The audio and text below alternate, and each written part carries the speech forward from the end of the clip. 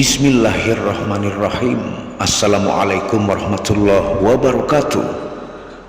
Alhamdulillahilladzi hadana lihadza wa ma kunna linahtadiya laula an hadanallah.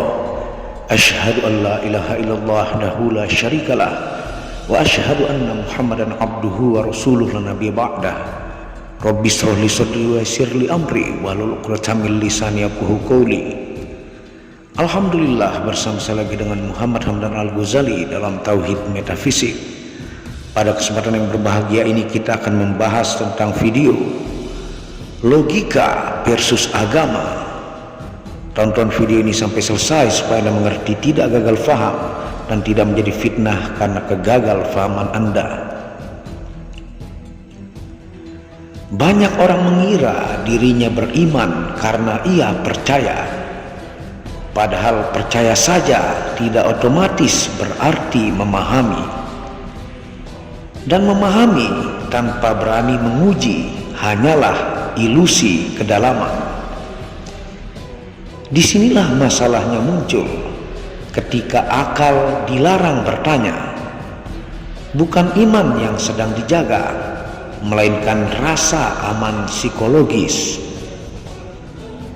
Manusia cenderung takut jika keyakinannya retak, karena jika keyakinan itu runtuh, maka seluruh identitasnya ikut goyah. Maka pertanyaan kritis sering dianggap ancaman. Logika yang mempertanyakan hal metafisika atau gaib dalam keyakinan dianggap musuh. Diskusi dianggap penyesatan. Bahkan beberapa kalangan atau kelompok aliran tertentu mengharamkan belajar ilmu filsafat atau mother of science atau induk ilmu pengetahuan yang full menggunakan logika kritis untuk mengupas isi di dalam kitab suci. Jika tidak berani dikupas dengan logika kritis, ini bukanlah total sebuah iman. Ini hanya mekanisme bertahan hidup secara mental atau psikologi manusia semata. Sebab akibatnya jelas, jika seseorang tidak pernah menguji keyakinannya dan membuktikannya secara nyata dan fakta, maka ia tidak tahu mengapa ia mempercayainya. Jika ia tidak tahu alasannya, maka keimanannya rapuh, dan karena rapuh ia harus berlindung dari pertanyaan. Maka lahirlah larangan berpikir, larangan ilmu filsafat yang diserukan bertentangan dengan ajaran. Bukan karena berpikir itu salah, tetapi karena berpikir itu berbahaya bagi bangunan keyakinan yang disusun dari warisan, bukan pemahaman. Akal diposisikan sebagai pelayan, bukan pencari. Dipakai hanya untuk membenarkan, bukan untuk menyelidiki. Di titik ini, akal mati secara fungsi. Meski masih dipuji secara simbolik, ironinya banyak orang yang mengutip kalimat akal terbatas dan wahyu sempurna, namun lupa satu hal sederhana. Kalau akal benar-benar tidak penting, untuk apa manusia diberi akal sejak awal? Faktanya, wahyu tidak pernah turun ke batu. Ia turun ke manusia yang punya kemampuan berpikir, menimbang, dan memahami. Tanpa akal, wahyu hanyalah suara tanpa makna. Masalahnya bukan pada wahyu. Masalahnya ada pada manusia yang malas berpikir, tapi ingin terlihat suci. Ketika iman dijadikan tameng dari pertanyaan, iman berubah fungsi dari jalan menuju kebenaran menjadi alat pembungkam kesadaran. Dan disinilah manipulasi bekerja dengan halus. Orang yang berpikir dianggap sombong. Orang yang bertanya kritis dianggap berbahaya. Orang yang patuh tanpa faham dianggap soleh.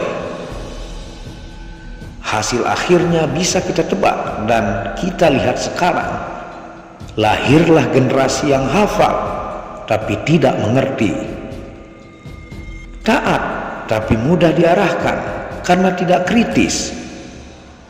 Kadang oknum tertentu memanfaatkan kelompok yang mudah diarahkan ini untuk kepentingan tertentu atas nama keyakinan atau agama yang memanfaatkan dalil. Yakin tapi tidak tahu apa yang diyakini. Ini sebab akibat, bukan opini. Keyakinan yang tidak pernah diuji akan selalu takut diuji. Dan sesuatu yang takut diuji biasanya memang tidak kokoh. Kebenaran tidak butuh perlindungan dari logika. Justru kebohonganlah yang butuh larangan bertanya. Jika sebuah ajaran benar, ia akan semakin kuat ketika diuji. Jika ia runtuh hanya karena pertanyaan, maka yang runtuh bukan kebenaran, melainkan narasi buatan manusia yang menumpang di atasnya. Berpikir kritis bukan tindakan durhaka. Berpikir adalah tanggung jawab manusia yang sadar. Dan iman yang matang tidak lahir dari ketakutan, tetapi dari keberanian untuk melihat, menimbang, lalu memilih dengan sadar.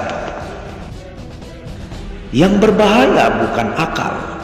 Yang berbahaya adalah manusia yang berhenti menggunakannya, lalu merasa dirinya paling benar.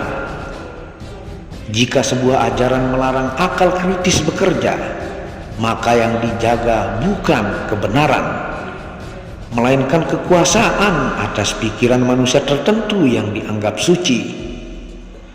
Lalu bagaimana solusinya dalam keyakinan terhadap hal metafisika atau gaib dalam ajaran dan agama yang susah dinalar akal? Bahkan 5 tokoh masyhur dalam Muslim dulunya dianggap sesat karena mencoba melogikakan kritis atau menafsirkan agama dengan akal. Seperti yang pernah admin upload di video sebelumnya, baik itu tokoh masyhur seperti Imam Al-Ghazali, Ibnu Arabi, Ibnu Rushd, Mansur Al-Hallaj, dan Ibnu Sina. Sehingga banyak ulama masyhur yang membuat kitab yang kontradiktif. Kitab yang satu membahas fikih, syariat, dan dalil-dalil khusus untuk masyarakat awam sehingga tegak lurus dengan agama. Sedangkan kitab yang satu dan sekaligus solusi bagi insan yang daya kritis, akal, dan logikanya sangat kuat, yaitu membuat kitab sufisme atau tasawuf. Sufisme atau tasawuf adalah solusi yang menjembatani akal dengan wahyu yang bersifat metafisika atau gaib, sangat mampu dikupas mendalam dengan ilmu akal, filsafat, kiasan makna atau metafora, juga ilmu psikologi manusia yang disebut ilmu rasa. Sehingga kebanyakan insan yang kritis, penuh logika, dan ahli filsafat mencari kebenaran-kebenaran yang bersifat metafisika atau gaib dalam agama ditemukan dalam ilmu sufisme atau tasawuf. Itulah sisi esoterisme atau sisi kajian dalam agama Islam, mencerahkan logikamu, menjawab pertanyaan yang ulama syariat tidak berani jawab, dan semua keraguanmu akan total terjawab di keilmuan sufisme atau tasawuf ini. Video ini tidak bermaksud meruntuhkan iman siapapun, melainkan mengajak pembaca dewasa untuk berani membedakan antara keimanan yang difahami dan keyakinan yang hanya diwariskan tanpa pernah diselami.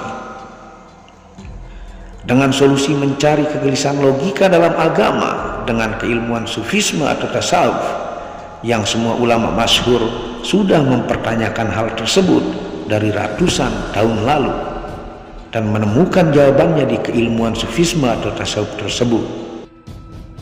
Itulah logika versus agama yang mungkin di sebagian teman-teman penonton mempertanyakan dengan logika kritis hal-hal yang metafisika atau gaib di dalam ajaran agama. Saya pun sebagai admin seperti itu. Dari saya lulus SMP mulai mempertanyakan hal-hal metafisikanya dengan logika, sehingga jembatan yang saya mampu temukan jawaban-jawabannya itu dengan mempelajari ilmu tasawuf dan sufisme, sehingga apa yang diragukan di dalam hati ataukah akal pikiran yang kritis akan terjawab jika Anda belajar keilmuan tersebut. Apabila ada salah kata itu murni dari kebodohan saya sendiri, apabila ada benarnya itu datangnya dari Allah. Wabillahi taufiq wal hidayah. Assalamualaikum warahmatullahi wabarakatuh.